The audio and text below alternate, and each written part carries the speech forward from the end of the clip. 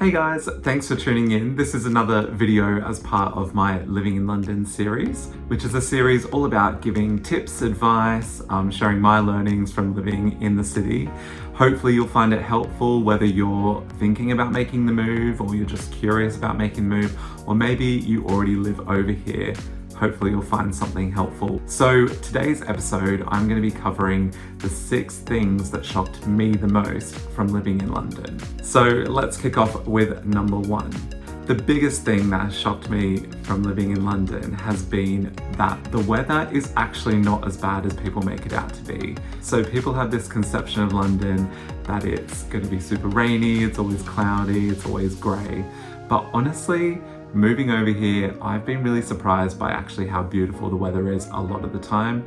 So I'm saying that right now, it is summer and it is grey outside, and you're definitely going to get those kind of days during summer. It's not as sunny as it would be at home back in Australia for me, but the weather here is generally not bad at all. You know, you will get a lot of sunny, beautiful days, and honestly, London looks incredible in the sun. And as soon as it gets a little bit warm, you know, the city comes alive, people are out in the park enjoying the beautiful weather. I think you just really appreciate good weather here a lot more.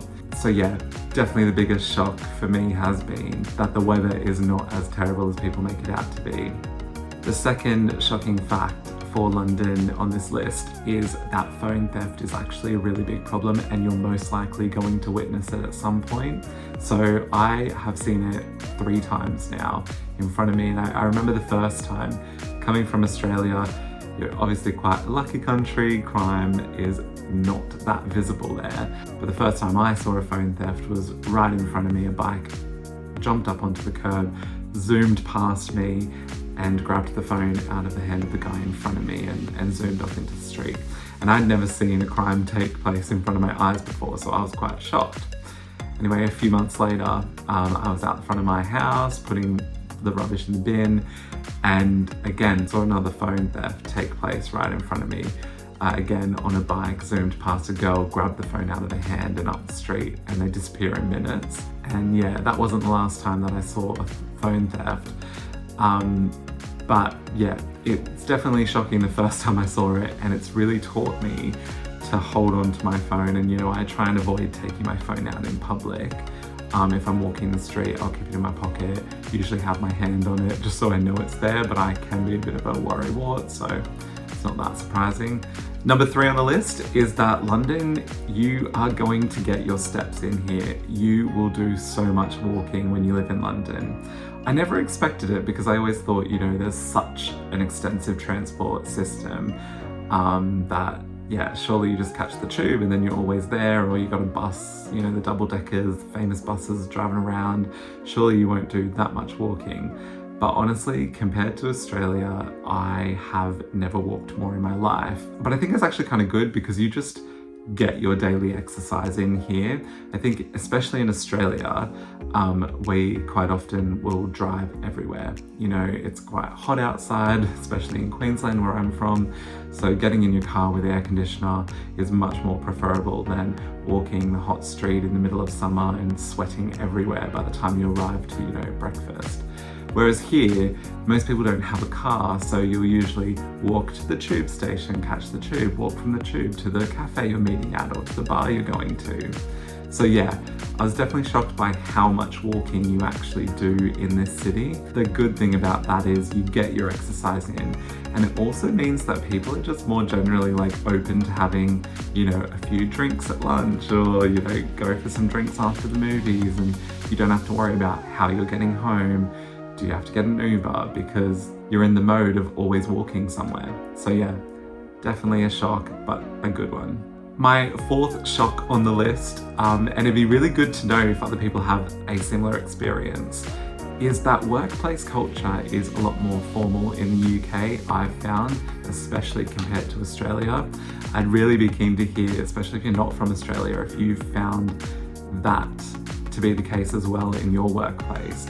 But I do find that UK office culture is very much come into work, do your work, have formal work conversations, and you know, it's very much limited to small talk. I will say I have made quite a few good friends out of my workplaces, but on a whole, I do feel that most of the colleagues you work with, you won't necessarily form like a personal connection with.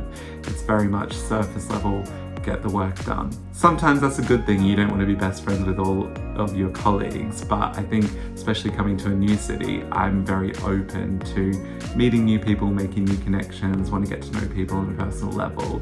So I really noticed it, especially in my first few years here. I think now I've definitely become used to working in a UK workplace 5 years in, so it's less of a thing that I noticed. But initially it was a big shock to the system because previously I'd been like best friends with all of my colleagues in Australia. So it was a little bit of adjusting to be that surface level relationship. Fifth on my list is that living here in London, you're actually going to see a lot more of Europe than you will of the UK. Traveling the UK is just ridiculous pricing. You know, getting the train anywhere can be several hundreds of pounds sometimes to get a train from London up to Scotland or to Wales or down to Cornwall. So really, when you do up the maths and you look at what you could do in the UK versus what you could do in Europe for the price, it's so hard not to choose Europe over the UK. And especially, I know I said earlier the weather's not as bad as people make it out to be, and it genuinely is not that bad, but Europe does have better weather, and you know, in 2 hours you could be on a beach in Spain, or in 2 hours you could still be on the train on your way to Scotland spending double the price. So yeah, you're definitely, or you're most likely, if you move to London, going to go and do a lot of travel in Europe. And why wouldn't you? There's so much there to see and it's so easily accessible. But yeah, it does mean that you're unlikely to see much of the UK, especially if you're on a shorter time limit, because Europe is just that much cheaper and there's so much more to do and the weather's usually a little bit better. And finally, my sixth shocking fact from living in London is that London is way more transient than I ever expected. So it's a huge city, millions and millions of people, but it does really feel like people are always coming and going.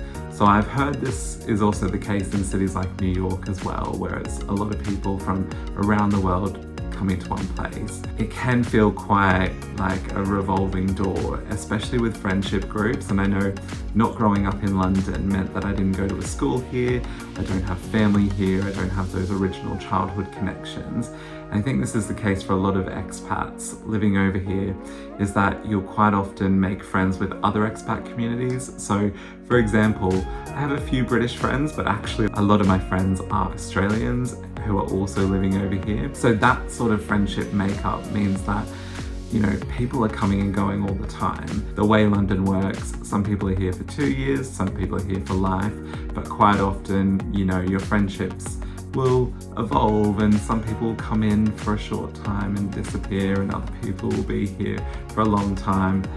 But I've definitely noticed that over my 5 years here, my friendships and my connections have really shifted. You know, the people I was hanging out with in my first year are almost completely different to the people that I'm now spending my time with in my 5th year.